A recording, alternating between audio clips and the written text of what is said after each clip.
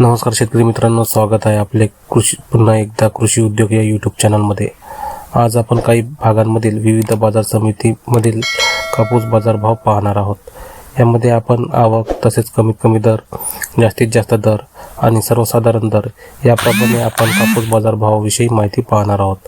सर्वप्रथम बाजार समिती आहे आपल्याकडे बार्शी टाकळी येथे आवक आहे 3252 क्विंटल। किमान दर आहे 8010 रुपये, कमाल दर आहे 8010 रुपये आणि सर्वसाधारण दर सुद्धा 8010 रुपये आहे। त्यानंतरची बाजार समिती आहे वर्धा येथे आवक आहे 450 क्विंटल। किमान दर आहे 7600 रुपये, कमाल दर आहे 8200 रुपये आणि सर्वसाधारण दर आहे 7950 रुपये।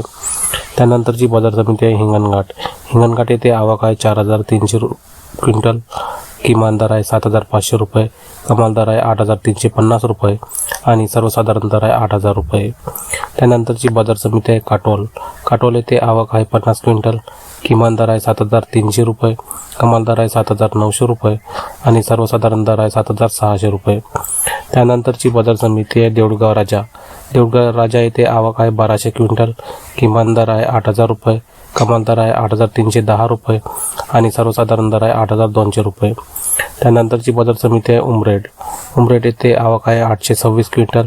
किमान दर आहे 8100 रुपये, कमाल दर आहे 8400 रुपये आणि सर्वसाधारण दर आहे 8250 रुपये।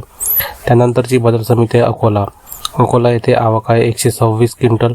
किमान दर आहे 7789 रुपये, कमाल दर आहे 8010 रुपये आणि सर्वसाधारण दर आहे 7899 रुपये। त्यानंतरची बाजार समिती आहे घाटंजी येथे आवक आहे 1800 क्विंटल। किमान दर आहे 7715 रुपये, कमाल दर आहे 8300 रुपये आणि सर्वसाधारण दर आहे 7900 रुपये। त्यानंतरची बाजार समिती आहे सावनेर येथे आवक आहे 7500 रुपये, आवक आहे 7500 क्विंटल।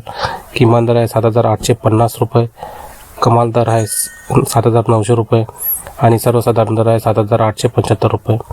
त्यानंतरची बाजार समिती आहे अमरावती येथे आवक आहे 79 क्विंटल। किमान दर आहे 7900 रुपये, कमाल दर आहे 8100 रुपये आणि सर्वसाधारण दर आहे 8000 रुपये। तर शेतकरी मित्रांनो, अशा प्रकारे होते काही बाजार समितीमधील कापूस बाजारभाव। तुमच्याकडे कापसाला काय भाव मिळतोय हे खाली कमेंट करून सांगा। अशाच शेती संबंधित नवनवीन माहितीसाठी तसेच बाजारभाव अपडेटसाठी आपल्या चॅनलला नक्की सबस्क्राईब करून व्हिडिओला लाईक करा। पुन्हा भेटूया नवीन व्हिडिओमध्ये नवीन माहितीसोबत। तोपर्यंत धन्यवाद।